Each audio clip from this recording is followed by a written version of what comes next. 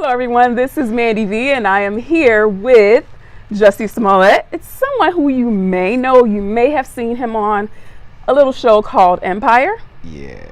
And he just put on an incredible performance for us. He sampled one of the songs from his CD.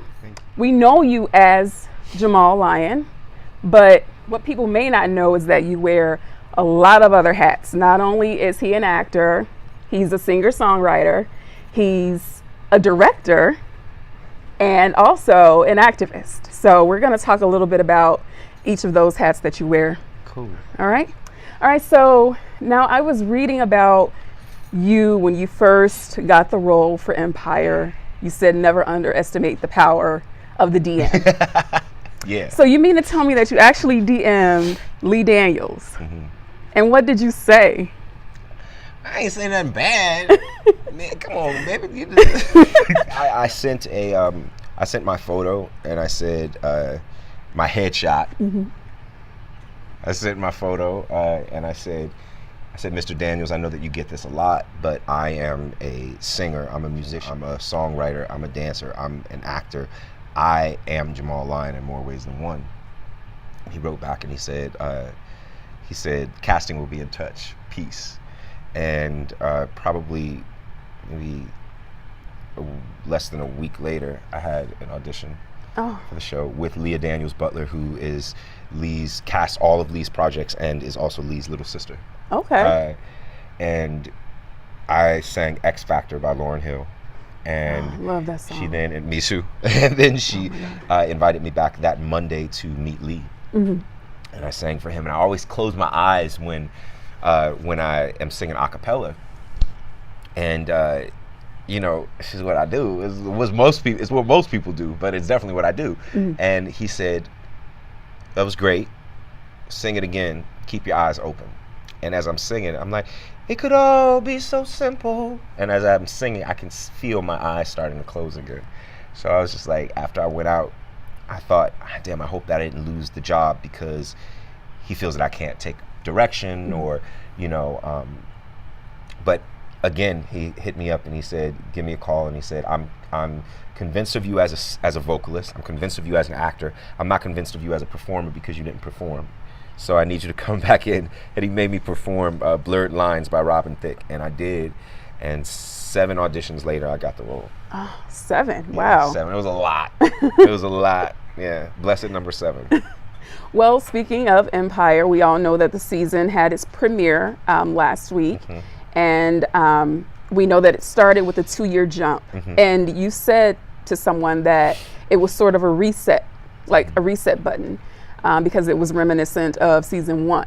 Mm-hmm. Now, I don't know if you've heard rumblings or if you've heard it through the grapevine or just people in passing saying how, oh, well, Empire fell off after season 2. Do you think that this was a response for them to reset it? If this was in response to perhaps some of the things that maybe they have heard in the streets. Well, I don't think it's just hearing it in the streets. I think also like we're artists, and I think that we are okay with acknowledging sometimes when we mess up. Mm-hmm. Like when we're artists. You're not every single thing that you throw at the wall, creatively is gonna work. Mm-hmm. But I think that that's a question for the writers, but I do think that I'm happy mm-hmm. as a cast member and also as a fan of the show. You know what I'm saying? That we have done this reset and that it does feel just like new energy and mm-hmm. new air, if you will. And, but as far as what people say, hell yeah, we hear it. But here's the thing, is like you can either,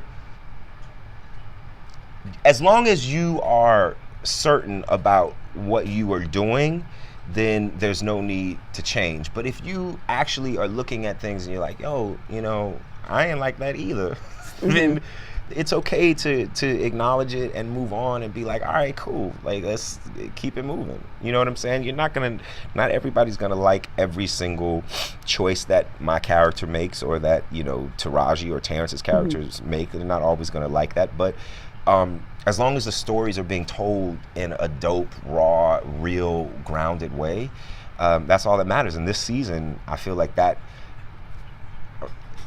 gratefully, like that's what we're able to do. And it's great. It's great. I'm proud of all of the work that we've done, even the work that maybe, you know, people disagreed with, even the work that I disagreed with. You know what I'm saying? I'm still proud of the work that we did and that we do because we do it. You know what I'm saying? Obviously, and it's hard. It's hard work. It's not. So it's all love. It's all love, and I love hearing from the fans. Like I freaking love it because I'm a fan of the show genuinely. I know as a fact, if I was not on the show, I would still be a fan of the show. Now, have you heard the comparisons between Empire and Power? Of course, I freaking love Power. I love that shit. I love that show. I love Naturi. I love Rotimi. I love Omari. I love all of them. I love Power. Okay. You know what I'm saying? I just think, honestly, that the comparison is a little silly, to be honest with you, because in the very beginning of Empire, I remember people used to also compare Empire to Scandal. And it's like, y'all ain't comparing the shows because they're similar. You're comparing it because it's two strong black female leads. You're comparing Power because, you know, it's two strong black male leads that's down with some crazy stuff.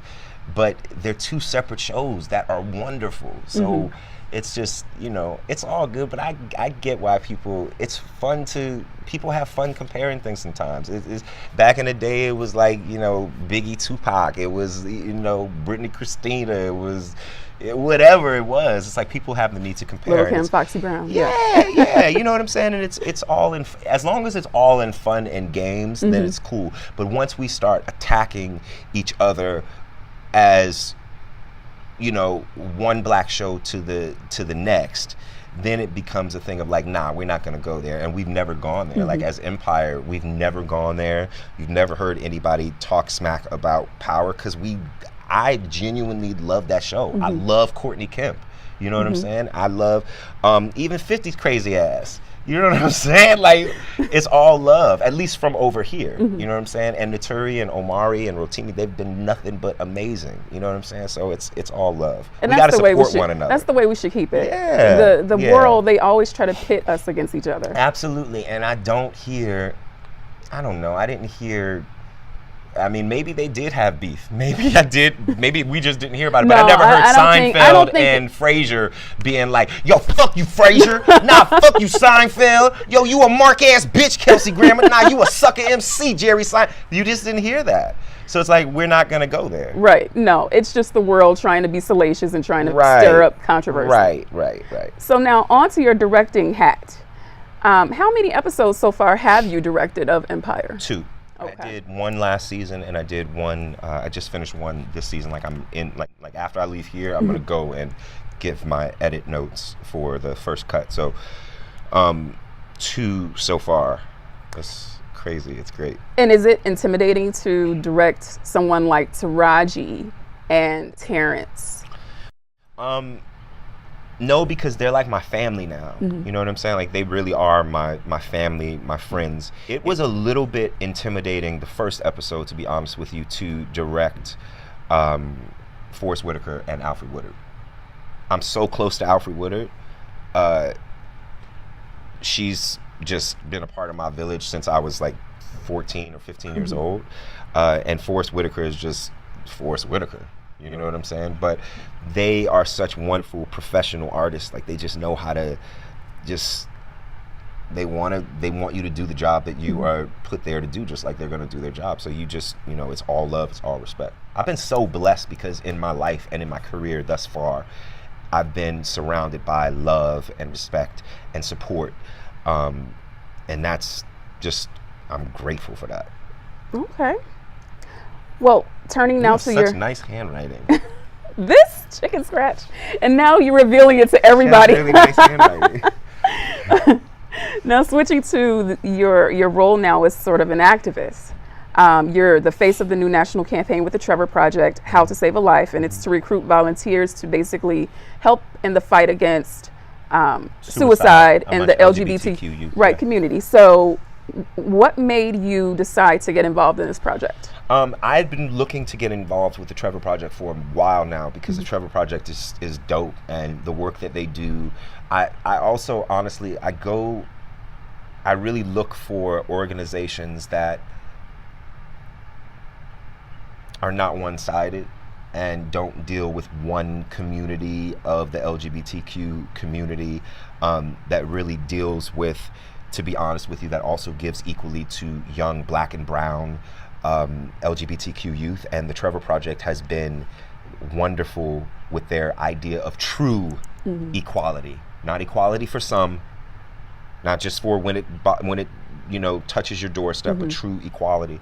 And so when they asked me, after I did Love Loud, the Love Loud Music Festival, I performed Freedom there, and the Trevor Project asked me to get involved and do the campaign. And I'm like, of course, like anything that they need.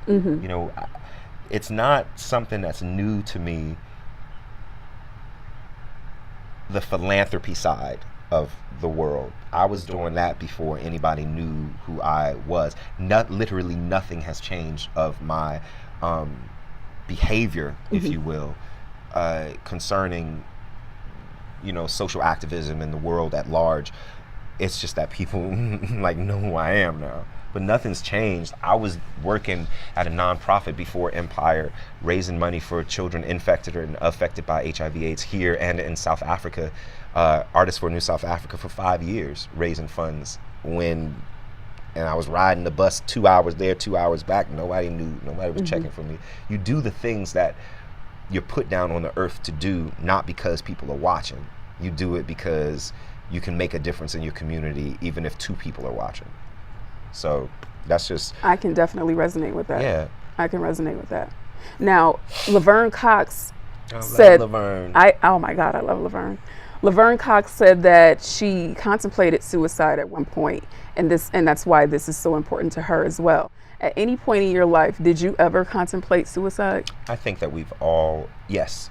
I think that we've all had those thoughts. But I think that that's that moment where you just have to not.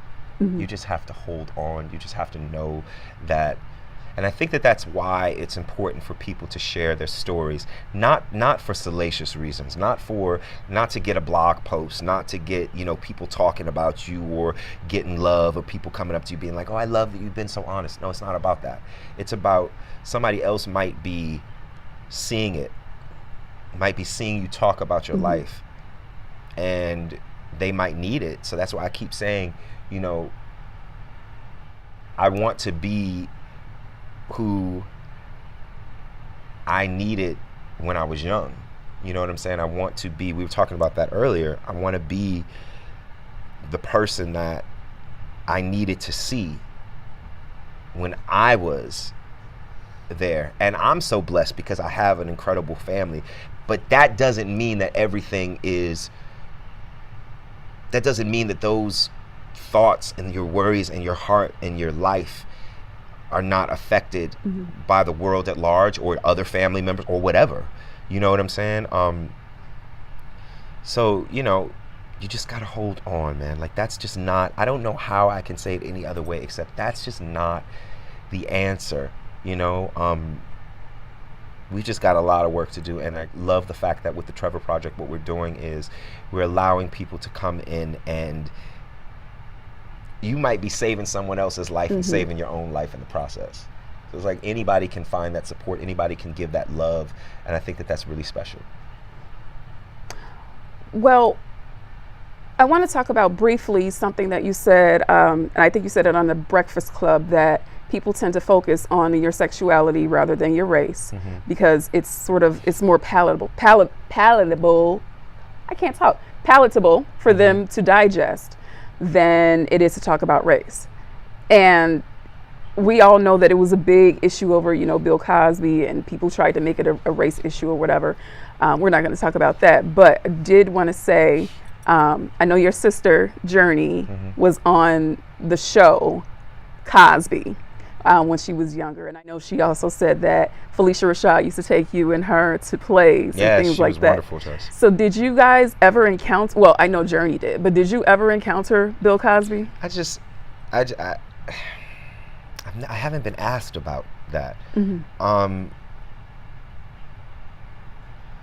Have I ever encountered him personally? Have you ever, like you were close with Felicia as far as hanging out, going to the plays and things like that, you actually spent time with her off the set, kind of one-on-one. Have you ever spent time with Bill Cosby like that?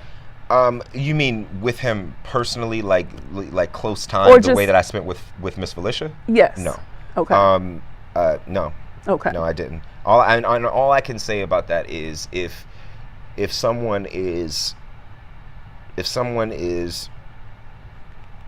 doing anything like that, they need to be handled. Period. And I agree. Period. We've got to stop having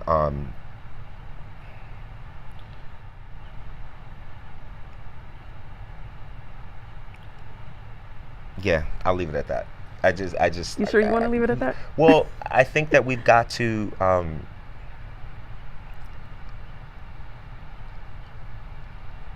we can't let the idea of needing to protect a legacy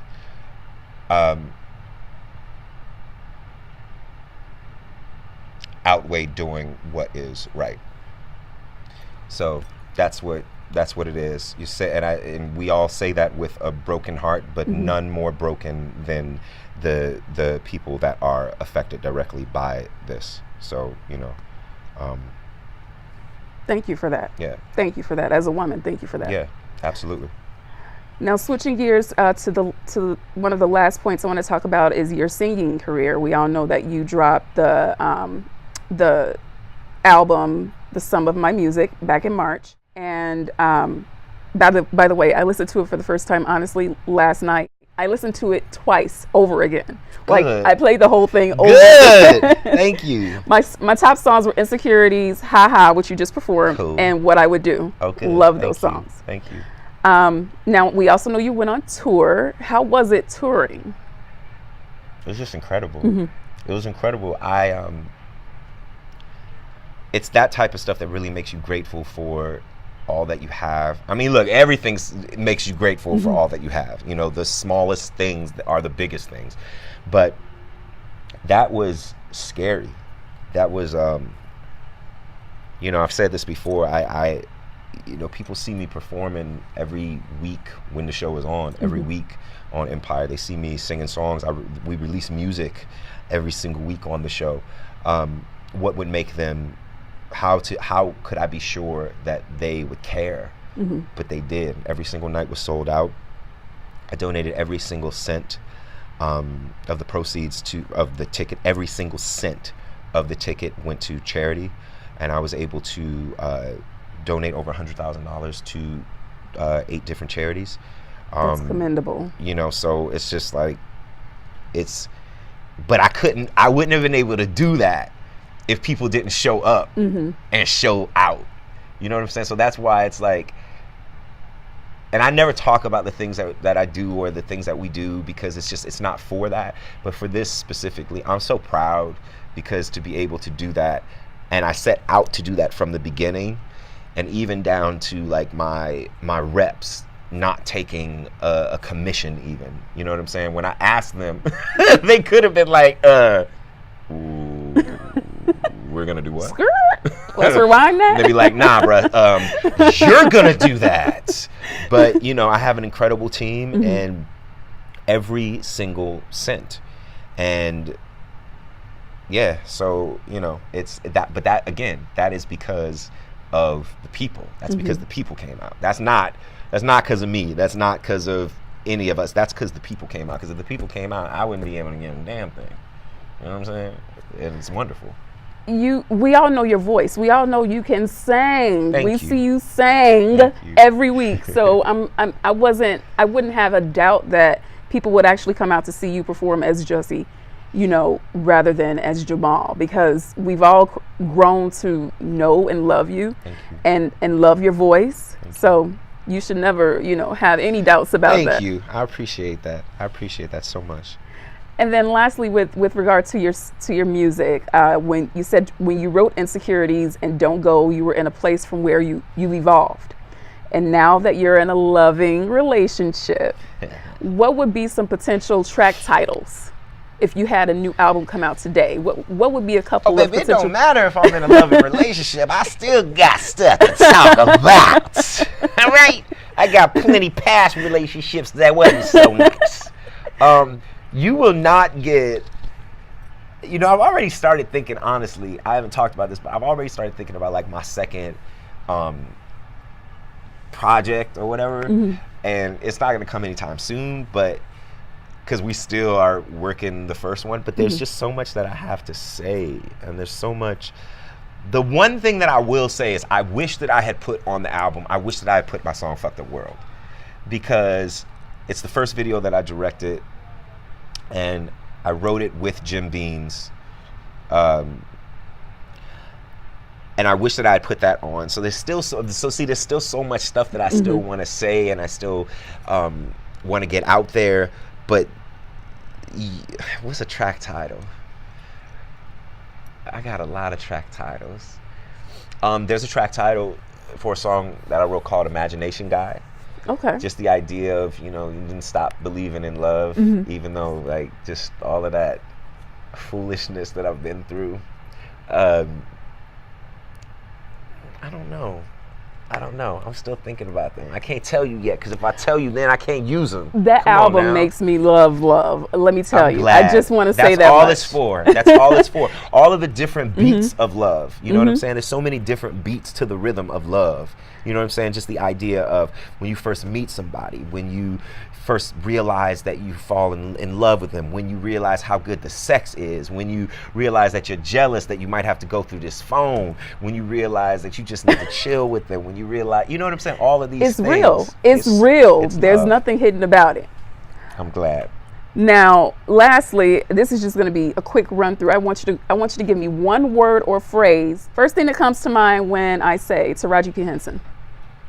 Perfection. Terrence Howard. The king. Andre or Hakeem? Andre or Hakeem or Trey Byers or Yaz the Greatest? That's the question. No, I meant to say Andre or Hakeem. Okay. Andre Hakeem. Frickin' frack. My biggest fear is?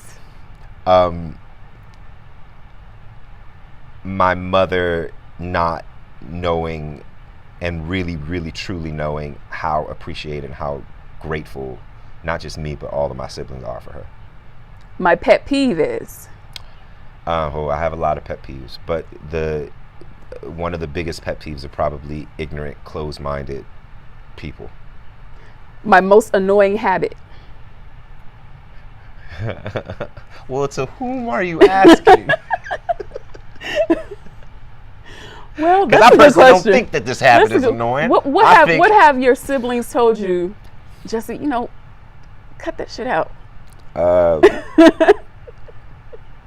I used to snore a lot. Okay. I had my tonsils removed, but I used to snore a lot, and I used to snore. I had deep, deep, deep sleep apnea. I've had breathing problems since I was a kid, like throat and just all of that stuff.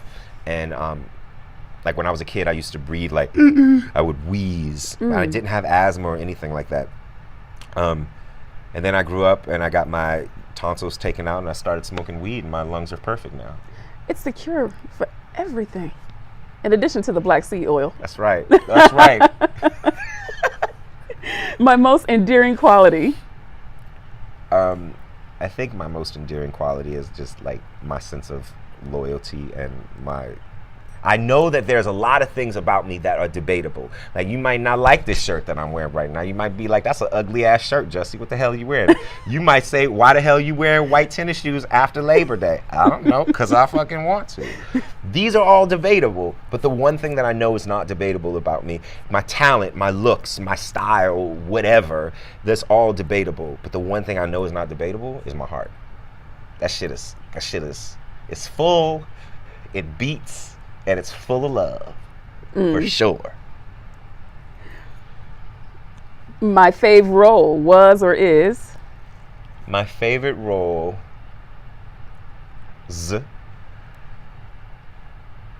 My role on Underground. Okay. I got to play Langston Hughes in I just Marshall with Chadwick Boseman, and I was really proud to do that. But my favorite characters are definitely Josie in Underground and Jamal Lyon. Okay.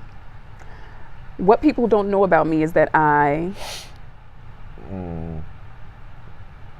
maybe they do know that, but I'm really, really sensitive. Okay. Like in an annoying way to myself. I don't know if other people are annoyed with it, but to myself,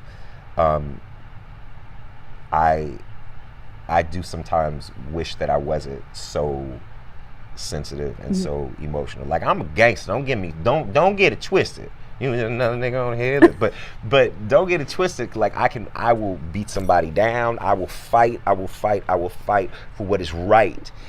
But I'm also really sensitive, and things take a toll on me, and I sometimes wish that I was a little bit, I'm real strong, but when it comes to certain things like of the heart and of feelings and all that stuff, I get really like, I'm like a Drake album, just live. Now, lastly, I know you moved to New York, but you've been here in Chicago for a few years, so what's your favorite Chicago restaurant? Okay, so it used to be, everybody would make fun of me because it used to be this little Irish pub named Dublin's that's in the Gold Coast. And it's only because when we first went and we did the pilot of Empire, I learned that area because we were staying at this hotel that was in the Gold Coast. So I learned that whole area, so that was like my spot. Like, go up in there, like they open 365 days a year, 366 days on a leap year. I'm like, this is reliable. I can go in there, I can get a crab cake, I can go in there, I can get my my vegetable, I can get whatever I want, and I order one thing there every time I get. But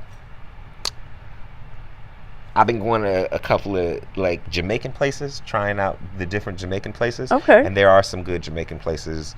And I stopped eating meat, which makes it extra hard. So there's Ja Grill, which is really good. And Mr. Brown's is... Love that Mr. place. Mr. Brown's. I went to Mr. Brown's. On Wacker? Was it on Wacker? There's two Mr. Brown's, isn't there? Yeah, I believe so. I don't know about the other one, but I know about the one on Wacker though. They brought me this rum punch. And I didn't need anything else for the rest of the day. So I love Jamaican food. There's also this Senegalese spot that Gabby took me to. She's Senegalese, and I wanted Senegalese food. Took me to, I don't remember the name of it. But there's some dope restaurants in Chicago. Funny enough, I've never had deep dish pizza still. I ain't never had none of y'all Chicago sausages. We're going to have to fix that. I ain't eating the pork. You can get a vegetarian deep dish pizza and call it a day. Oh, yeah. But I just feel like it's so doughy. Yeah. It's so doughy. Like, regular pizza is great. Chicago has great regular pizza. Why need all that dough? We have great food, period. Chicago's Point off the blank, chain. period. Chicago and New York it's probably the best food. Oh, no. Chicago, New York, and New Orleans. Best food in the country. Yep. For sure. All right. Well, thank you so much. We're going to debate this more when we off with y'all.